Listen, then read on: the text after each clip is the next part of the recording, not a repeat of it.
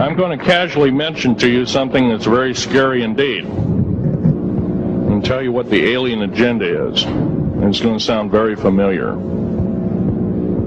The alien agenda is the complete takeover of this planet, the killing off of 5, 6 to 7/8 of the world's population by the year 2029. The U.S. military has known about this for 45 years.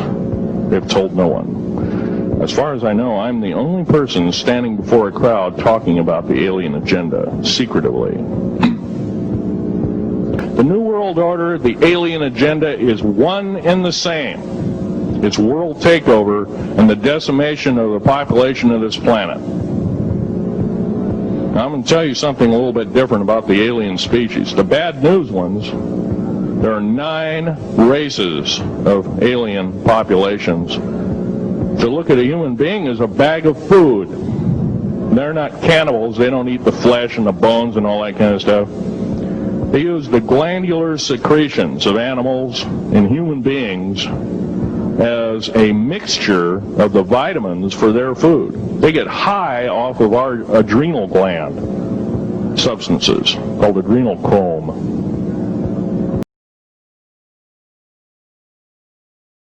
Phil Schneider has 17 years experience working in the government black projects. He carried a level 3 security clearance.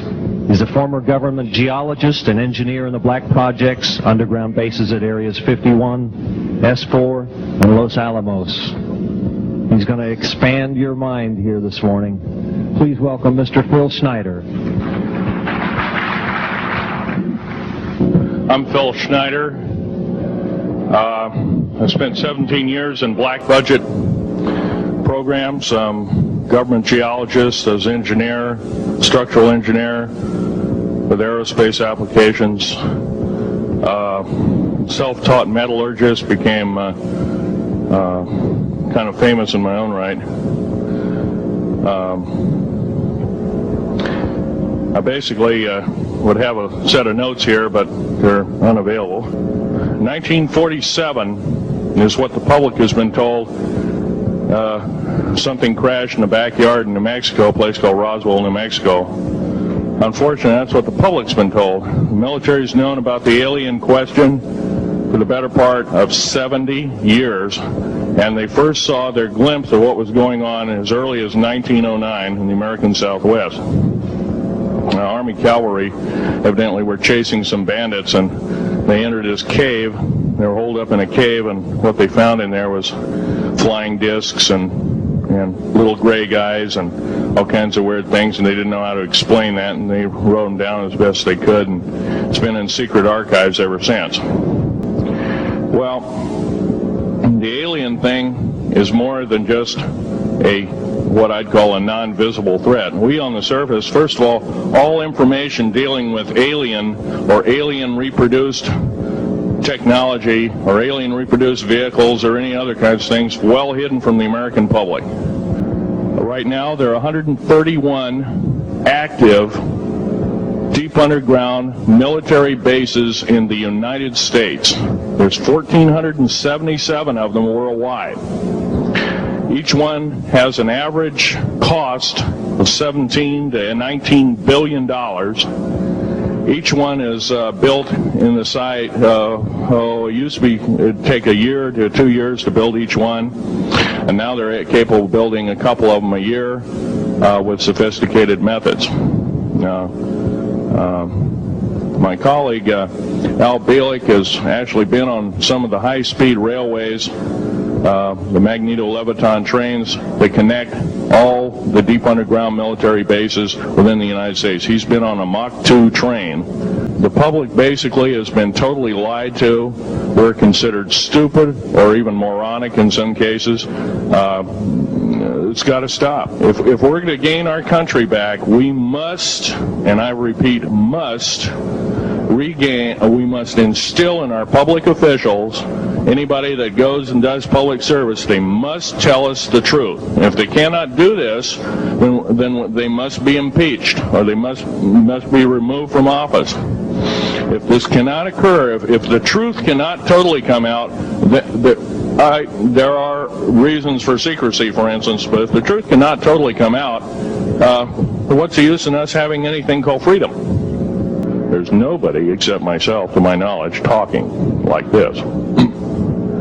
Nobody. I'm breaking the law. I'm breaking world as well as federal law, coming out and even talking about this to a group of people. I love my country more than I love my life. First of all, George Washington and Thomas Jefferson, a few other founding fathers, Patrick Henry to mention a few, all had visions that these United States is going to live 700 years from where they were standing, and that was somewhere around the late 1700s, early 1800s. So you can count this country isn't going to go to a new world order.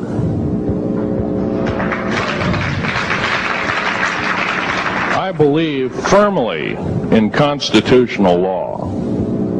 I'm not very well skilled in it, and that's my embarrassment. But I'm going to be real blunt about it. The government that is now instilled in ruling over us are ruling as we're serfs and they're the kings and queens. Now, that's a feudal system. That isn't even a democracy. We are now being ruled by an autocracy and a technocracy. In other words, technical knowledge as rules as king, with a feudal type system. Feudal systems haven't been used in the last 350 years, and they're coming back like gangbusters. If we are complacent, if we do not speak out in droves, and I'm not just talking about me, I'm talking about a bunch of us getting together and getting on the stump and loving our country more than we love our lives, getting on, some of us are going to get killed. I almost got killed a couple of weeks ago. I'm not the best speaker in the world, but I'm trying to relay to you that we need to get out and seriously get the message out. These shows are great. This hall should be absolutely packed, standing room only, and we should be getting the message out to as many people as we can with as many shows as there is it possibly to reach. The many is the public. We ought to get on talk shows. We've got to get on news shows and TV shows, and we have to really get the message out. So there's that part of what I want to say. In working with the black projects, I was very loyal. I was picked because I was very strong mentally. There's a bunch of us that were picked because we don't crack under pressure. We don't freak under pressure, so to speak. Everyday events don't bother us. Now, I was involved in something very controversial, almost totally unbelievable to most of you. Some of you are religious people. I think all religions have a time and a place, and they definitely have a place in America. During the unbelievable part, I was involved in building another base inside of Dulce, New Mexico, which is Los Alamos Laboratory. It's a biological laboratory. On the southwest part of the Archuleta Mesa, we built an underground facility, a better part of 3 cubic miles hollowed out underground. The equipment kept coming up broken, so we wanted to go down, we wanted to send somebody down there, a human observer, or human observers in this case, to find out what was going on. Well, to our total surprise, first of all, the government knew all about it. They didn't tell anybody. When I saw Green Beret and Black Beret people encamped inside of our geologist camp, I knew something was up. The gig was up. First of all, I knew all about the alien agenda. I'll explain that in a few minutes. The large alien grays had been encamped there for as best as believed possible about 400 or 500 years. It had been one of their internal bases. And we drilled holes right on top of it. All the stinking air, all the black sooty air came right out as soon as the first hole was sunk, and all this soot came up, and well, that's when all the hell broke loose, really, all started.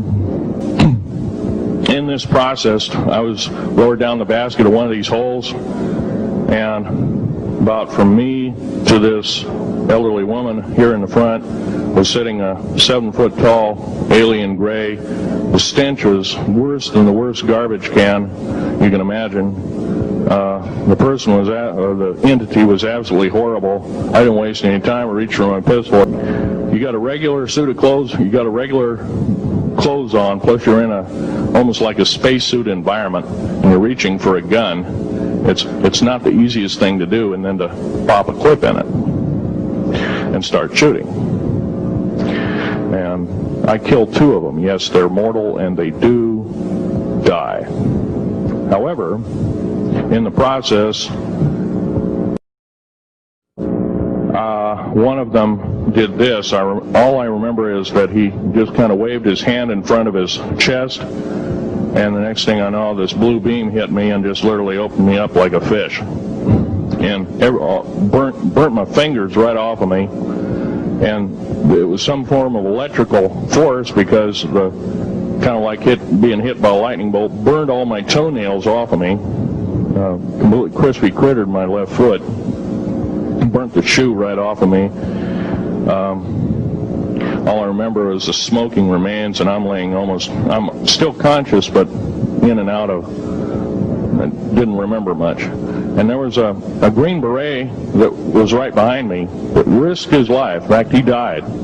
But he risked his life. He shoved me back in the basket and hit the button and took me up. And I wouldn't be alive talking to you today if it wasn't for him.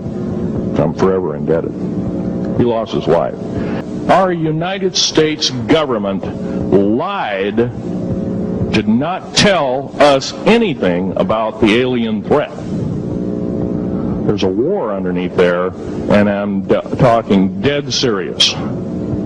It's been going on since that time. Since late August of 1979, our military, the Russian military, basically the militaries of the world, have been in constant conflict with the outer space alien.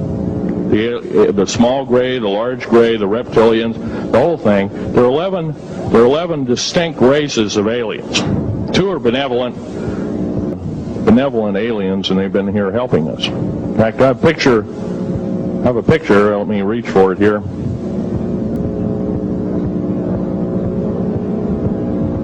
I have a picture of one of the aliens been working for the United States Pentagon for the last 58 years. His name is Valiant 4. He's right here. This was in August of 1943. Now this guy has not changed one iota in 58 years. Started work, he came here, crashed here or whatever, whether he's under duress or not. He started work for our U.S. Navy and military operations in 1937, either 37 or 38 is what I've been told. So it's for 58 years, this man's been employed, probably under duress. If you don't do as we say, we're just going to use you for alien bait or something, I don't know. But anyway, he basically hasn't changed. He lives for 490 years, is what he says his lifespan is. Now, he was supposedly a semi-benevolent, he's a human-looking type person. He has 6 fingers and 6 toes, and he's got one oversized heart, one lung, giant lung. His blood vessels are bigger. He's got copper oxide for blood, similar to an octopus. His brain capacity 300 centimeters greater than ours. He has a thinking capacity, IQ. If you were to measure it, be totally off the scale, be about a 1200 IQ. He speaks 100 languages fluently, alien as well as others. He's a remarkable person. I had a chance to meet him one time. Now, by the way, he doesn't shake hands. He was kind of in a spacesuit, because all aliens, regardless benevolent or otherwise, they're carrying germs and diseases and bacterium in and on them that are deadly to us. If I were making policy, I'd quarantine them all, because how do we not know that some of our diseases like AIDS, Ebola, hantavirus, and a few of these other weird designer diseases, as I call them, are not made from the cadavers of some of these aliens as a biological weapon to use against the people of the United States.